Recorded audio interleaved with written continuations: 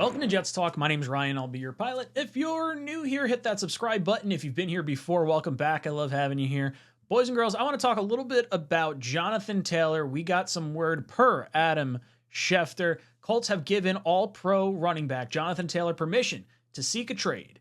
Per league sources, other teams now are weighing whether to make an offer to the Colts and what would be fair value. So obviously Jonathan Taylor, one of the best running backs in the league, looking to get moved. He's been in a contract dispute with the Indianapolis Colts. Jim Irsay saying all sorts of stupid stuff out in the public, saying like, oh, running back shouldn't get paid like a whole lot, or we have a contract, we're not going to look at it right now, which Jonathan Taylor clearly has outperformed his rookie contract. He's set to make $4-point-something million this year. I think he's a $5.1 million cap hit, all said and done. And clearly 2 years ago had 1,800 yards on the ground, a zillion touchdowns. I think he had 18 touchdowns. And last year had the ankle injury week 4 or so and really kind of hampered his production. So he's looking to try and secure some financial security in the future because he knows after this season there's a real good shot he's going to wind up getting the franchise tag. And that's been a big issue with running backs that we've seen over the last few years. You see Saquon Barkley, Tony Pollard getting the tag. I'm sure I'm missing someone else in that run of players as well, but there's a lot of players getting the franchise tag, and it's actually gone down for running backs over the last few years. You're talking like, I think it was $11 or $12 million like in 2015, and then over the course of the last few seasons, it's actually down to like $10.1 million. So the value contract-wise for a running back isn't there, even though they're one of the most important positions on the field. So I feel really bad for Jonathan Taylor, but man, is he in a rough spot at this particular point in time. Now, as far as running back contracts go, you're looking at Christian McCaffrey being the top one, getting $16 million a year, $15 million for Alvin Kamara. That one, Derrick Henry, $12 million, Nick Chubb, $12 million, and then Aaron Jones. I didn't even realize Dalvin Cook at $7 million was like considered a top 10 paid running back, which feels like if you told me $7 million was going to be like a top 10 running back, I'd say no, there's no way. There's definitely more guys than that. But I guess that's what you're looking at in terms of the running back market. It's a young man's game. It's a, running back by committee. One guy goes down in a very injury prone type of role as far as running backs go. You're up shit's creek. So you don't want to spend a ton of money at that position unless you're really not spending money in other positions. And the Colts, they're looking to try and rebuild. I think it would make sense for them to move on Jonathan Taylor because not just the contract dispute, but by the time the Colts are really going to be a formidable team, Jonathan Taylor should be, I would think, on the decline, after maybe these next 2 years or so. I shouldn't say decline, but I think this is going to be the optimal time for them to get the most amount of value aside from giving him a contract and then trading him after having signed that contract. That would have been like the most kind of value. It's a little weird, but I'll get into that in just a moment here. As far as Jonathan Taylor, last year, 192 rushes, 861 yards, 4.5 yards per carry, 4 touchdowns. Like I said, he injured his ankle in week 4, and it kind of hampered him throughout the entirety of the season. From what I've heard, he's looking to get about $14 million a year, so it's not even like the highest paid running back type of contract.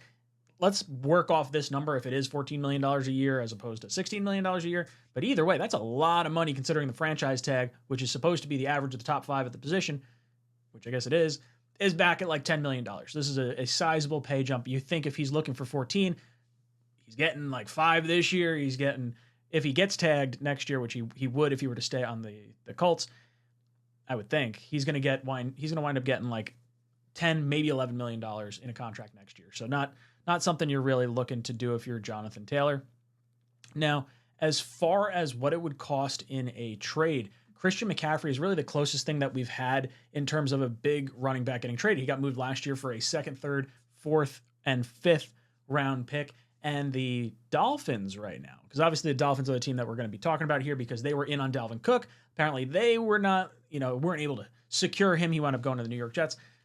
Christian McCaffrey last year got traded to the 49ers, and no one really saw that coming because it was just a monster amount of picks and giving up everything you can to go get him. But he signed his contract in Carolina well before getting traded. So Carolina ate the majority of that cap hit, which gave the leverage maybe to the Panthers in terms of getting a decent amount of return in terms of draft picks. So with this sort of situation, you're talking about Jonathan Taylor not getting his contract before being traded. So the team that's going to have to trade for him, they're going to have to give up a good amount of draft picks. If you're Indianapolis, they're not just going to let this guy walk. you're absolutely going to try and get at least a first round pick, if not like a second and multiple other players, things of that nature. You're not letting this dude walk. And you're going to have to pay him a monster contract. That's like the kiss of death in terms of running backs. I'm skeptical as to whether or not this is actually going to transpire and happen. But could the Dolphins end up doing it? They were in on Dalvin Cook like we were talking about. Clearly, guys are trying to get into the AFC. Now, AFC East. I haven't seen Taylor say, he wants to go there or anything. It's just been his agent going out to go look for prospective trade partners.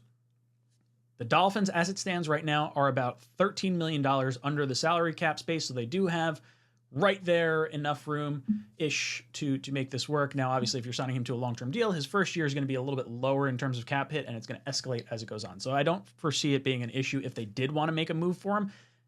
That being said, next year they're $32 million over the salary cap, so you're going to have to try and maneuver some players. Now, I do think they're going to be able to cut some guys and get it back down to the black, if you will. But I do think that God, contract-wise, they were not going to pony up the extra $2 million. If you're going to believe Dolphins fans and say, Dalvin Cook didn't sign with us because we didn't offer up $2 million more because of taxes and blah, blah, blah, blah, blah, blah, blah. You're saying $4 million is what you offered Dalvin Cook, and you can get the extra $2 million to make up for, the cost difference. And now you're telling me you might go after Jonathan Taylor. Now, I do think Jonathan Taylor is absolutely still ascending, but he's coming off an injury as well. So, you're going to trade a bunch of picks and give up the money to go get Jonathan Taylor when you weren't willing to give up the extra $2 million to get Dalvin Cook? Do you really think Dalvin Cook was that cooked to not give up the extra 2, but you're going to go out and give up the extra 14? I don't know. I don't see the Dolphins making a play here for Jonathan Taylor. If anything, I think the Colts would prefer to trade him out of conference.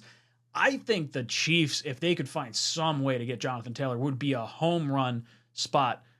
Who knows? Maybe Buffalo gets in on it. He's like, hey, screw it. We're trading Stefon Diggs. I know he theoretically didn't really want to trade, but maybe if Stephen A. Smith is to believe, maybe he'll get moved.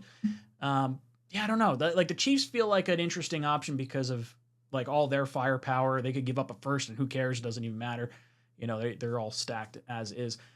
My gut feeling is I think he's going to end up staying in Indianapolis, and he's just going to get, he's not going to sign his franchise tag next year when he, if this goes on a full season. It just feels like this bridge has burned, and I don't know if the Colts are going to get the value they need, and I don't know if a team's going to give up enough plus the big contract on top of it to make Taylor happy and the team happy. Literally, I think all three portions of this trade, the Colts, the prospective team, and Jonathan Taylor, I'm not sure you're going to be able to satisfy all three.